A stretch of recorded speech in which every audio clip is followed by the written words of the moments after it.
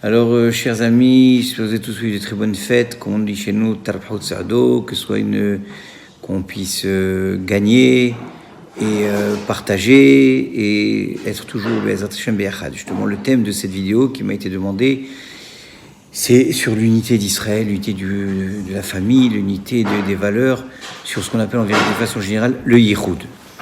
Alors, de façon évidente, l'unité est un thème qui est extrêmement précieux pour le peuple d'Israël.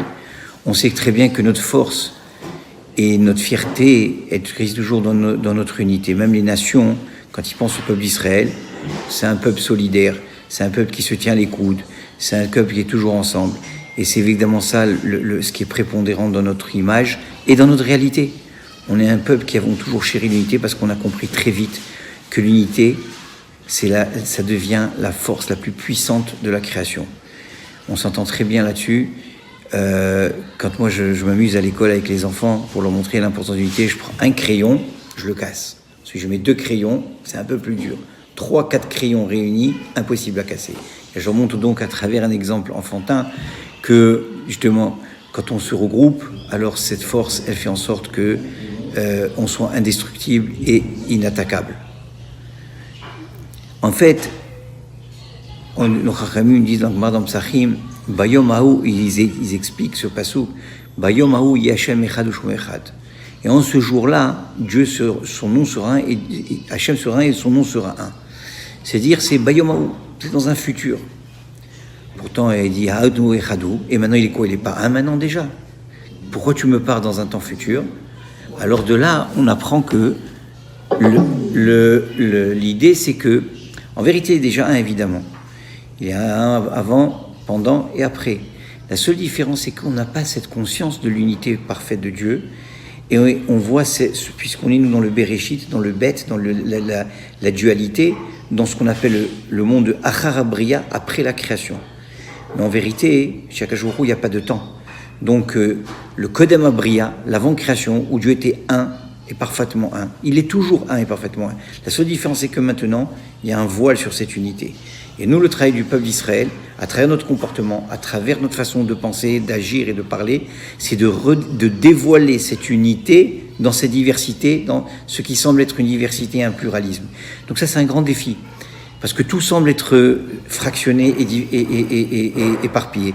Et nous, justement, Aman, quand il a parlé du Vizir, il a dit « Ah, mais Fouzar », c'est là où il a compris qu'il y avait une vulnérabilité. Mais bon, Hachem Mordechai vient rattraper et a montré notre unité. Donc toute l'idée, c'est quoi? C'est de dévoiler toujours l'unité à l'intérieur de cette soi-disant illusion de diversité. Parce qu'en vérité, Hachem Echad Ushmo Echad. Donc Hachem y est toujours un dans l'absolu. Mais notre travail, c'est donc de faire ce truc. Maintenant, l'avantage de se référer toujours à ce monde de l'unité, Rami nous enseigne que le monde de l'unité, c'est le monde du Kulotov, c'est le bien absolu. Là-bas, il n'y a pas de prise au mal, puisqu'il n'y a rien d'autre que le bien. Il n'y a rien d'autre que la présence divine, de façon dévoilée et concrète. Donc, en vérité, quand on connecte à cette dimension qui est de l'avant-création, qui est le monde de l'unité parfaite et absolue, on connecte à une dimension du parfaitement bon, où il n'y a plus de place au jugement, il n'y a plus de place à la négativité, il n'y a plus de place au din, il n'y a plus de place au mal. Le mal n'existe pas dans cette dimension. Il n'a aucune entre. Et donc l'important, c'est de s'inclure. Maintenant, comment on s'inclut ça? C'est très ce qu'on a toujours dit, on est dans le cours précédent, il faut avoir du da'at, une conscience de Dieu. Quand on a la conscience de Dieu, da'at vient dire aussi, Vaïda et Ishto, Avdam, il a connu sa femme, c'est toujours le concept d'unifier. Quand on prend et on commence à unifier tous les concepts et voir l'unité divine dans ce monde, même si c'est un monde de voilement, alors on commence à tout relier, les mondes en haut, les mondes en bas, et réaliser que Mama Shema Israël, Hashem Elokeinu, Hashem Echad, qui se manifeste sous le nom de Elohim, ou que Dieu se manifeste sous le nom de Havaya, tout est un, Hashem Echad, Ushmo Echad. Et donc, quand on s'attache à ce monde de l'unité et parfait et de l'avant-création, en vérité, on atteint la paix intérieure, on atteint l'harmonie, les souffrances disparaissent, puisqu'il n'y a plus de mal, les difficultés, les épreuves, il n'y a plus rien. On rentre dans un monde de perfection et de bien absolu et de bonté totale et complète. On va dire, tout ça, ça existe. Rabbi Nachman dit, le mal n'existe pas fondamentalement. Ce n'est qu'une illusion et une mauvaise perception de la réalité fondamentale. Bon, on ne va pas rentrer là-dedans, c'est un peu compliqué, mais rien qu'on se le dise quand même. Et donc, dans ce monde de l'unité, les paradoxes disparaissent. Tout ce qui paraît injustice disparaît. est parfaitement bon et parfait. Donc combien est chère cette unité, cette recherche de ce qu'on appelle la dvekut avec Hachem, l'unité avec Hachem, le yichud, le Ramchal, toute la Torah du Ramchal s'appelle la Torah tayichud, l'unification, unifier, les Shem Yachud Kudsha Berechu Shrinté, au nom de l'unité de Dieu et de sa Shekhinah, au nom de cette unité, tout est unité, tout est un. Parce que dans le monde du Echad, c'est la bracha totale, c'est le bien total. Et on sait très bien que le mot Echad lui-même, valeur numérique 13, c'est le même valeur numérique que le mot Ahava. Ahava, l'amour, veut dire aussi, valeur numérique, c'est 13. Donc on voit très bien que quand on s'attache à l'unité, au Echad, alors automatiquement on rentre dans l'amour divin, on rentre dans cette dimension extraordinaire, et on sait que 13 et 13, ça fait 26, c'est le nom d'Hachem. Bon, tout ça pour dire que maintenant, qu'est-ce que ça veut dire pour nous, à notre niveau, dans ces dimensions où on n'est pas encore rendu au Mashiach, on n'est pas encore rendu à cette conscience supérieure parfaite que le Mashiach va nous dévoiler. On est encore dans une dimension où il y a encore dévoilement, encore des choses qui nous échappent. Et donc on vit dans cette dissension. Notre travail alors maintenant c'est quoi ? C'est de chercher le shalom. Comme Aaron Cohen nous a appris d'être rodef shalom. Rechercher le shalom. Maintenant c'est quoi le shalom dans ce monde ? Il faut bien se l'entendre dire. Quand on dit « Oh, c'est shalom yumomra, vous y'a c'est shalom Israël », celui qui fait la paix dans les cieux, qui fasse la paix sur nous. Quelle paix Hachem il fait dans les cieux ? Eh bien, c'est très simple. Les cieux, en hébreu, ça s'appelle shamaim. Shamaim, c'est une combinaison de deux mots. Esh vemaim.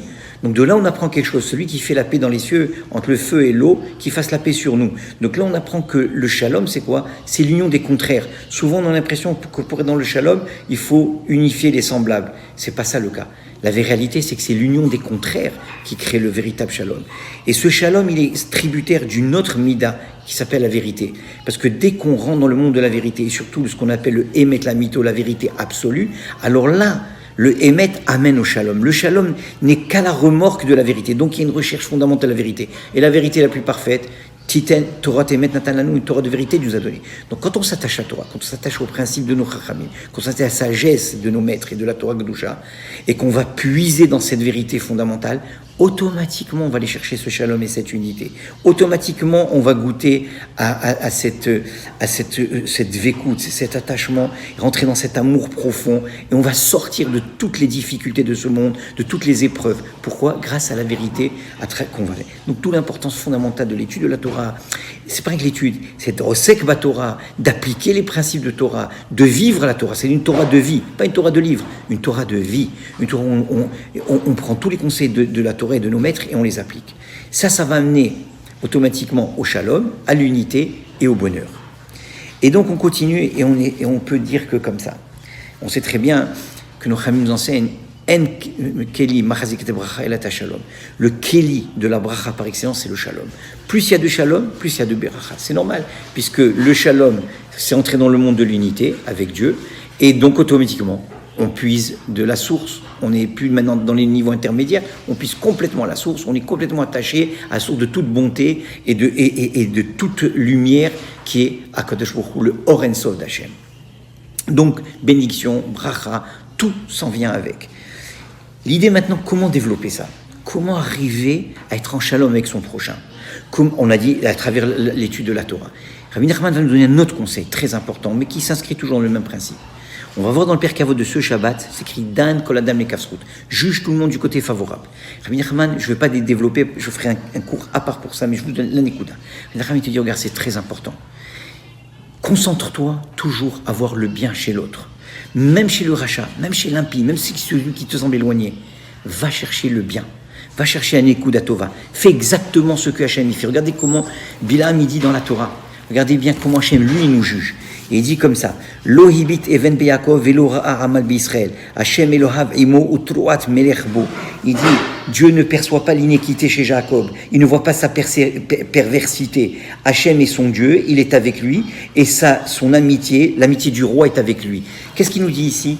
C'est que Akadosh Baruch Hu, il ne cherche que le bien chez nous. Et c'est comme ça qu'il s'attache à nous, c'est comme ça qu'il fait nous. C'est normal, c'est notre père. Un père, qu'est-ce qu'il veut ? Il veut toujours le bien chez ses enfants. Bien sûr, il va les corriger, mais fondamentalement, il voit d'abord et avant tout le bien. Et il veut les rapprocher de lui. Et il fait tout pour les rapprocher. C'est ce même regard, cette même perception que Dieu a sur nous, que nous aussi on doit avoir sur les uns les autres. Tu aimeras ton prochain comme toi-même. Comment tu aimes ton prochain ? Quand tu vas voir que le bien qui est en lui. C'est ça qui rapproche les cœurs. C'est ça qui crée le shalom. C'est ça qui crée l'unité. Quand j'ai un regard positif, vous savez que le regard est créateur. La réalité va se voir à travers un regard positif. Un regard positif va créer une réalité positive.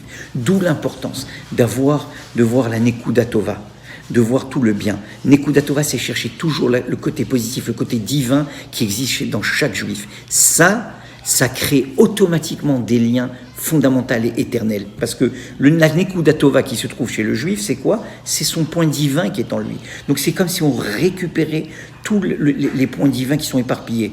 On sait très bien que Kuchaberu, Israël et Oraï Tachadou, la Torah, Israël et Hachem sont un, c'est une même unité. Donc on est tous porteurs de cette étincelle divine, on est tous porteurs de ce qu'on appelle Chelek Melokai Mimala. Alors je vais terminer avec un conseil pratique. Le conseil pratique, c'est ce que nous ont donné à Kippour et à Purim. Pour une Mishloach Manot, d'envoyer ça à quelqu'un qu'on suspecte qui nous aime pas trop, avec qui on n'a pas un très bon lien. À Kippour, c'est lever le téléphone et appeler quelqu'un, ou aller voir quelqu'un avec qui nos relations ne sont pas au beau fixe. Ça, c'est un travail réel. C'est casser sa gahava, casser sa fierté, casser ce qu'on croit nous être la vérité, et faire le kavod de papa, le kavod d'Hachem. Et dire, papa, il tient le plus à notre unité, à notre fraternité. Tu sais quoi? Je vais mettre tout mon honneur, toute ma fierté de côté. Je vais aller chercher la Nekuda Tova chez la personne que j'aime pas tellement, qui n'est pas tellement dans mon cœur. C'est-à-dire, il y a une avéra qu'on fait 24 sur 24, c'est Atisne Achicha Belibicha. N'aille pas ton frère dans ton cœur. C'est la seule avéra qu'on fait 24 sur 24. On vole. On ment. Ça dure le temps que ça dure. Mais une avéra qui dure et qui est là en permanence, c'est quand on haït son prochain. Il faut absolument aller faire le shalom avec tout le monde, être en paix avec tout le monde. Et en général, il y a toujours avec qui on est en bisbise. Et le travail, c'est d'aller et de forcer ce shalom. Et comment on fait d'abord? Avant d'y aller, il faut prier, il faut méditer, il faut chercher le point positif chez cette personne. On dégage des énergies positives et vous allez voir que la porte va s'ouvrir et que cette personne va répondre positivement. Contre des fois ce qu'on pense. Ouais, jamais, elle va pas accepter le truc, quelqu'un qui l'a porte au nez. Faux.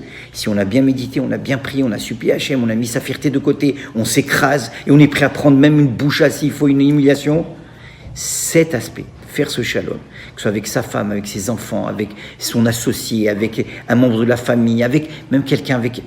Ce travail de shalom, c'est ce qu'il y a de plus précieux pour Akadosh Baruch Hu. Il n'y a rien qu'Hachem chérit plus que de voir ses enfants en harmonie. Et ça devient la source de toutes les brachot, de toutes les bénédictions matérielles et spirituelles. Kenny Ratson, Tarbho Otsado.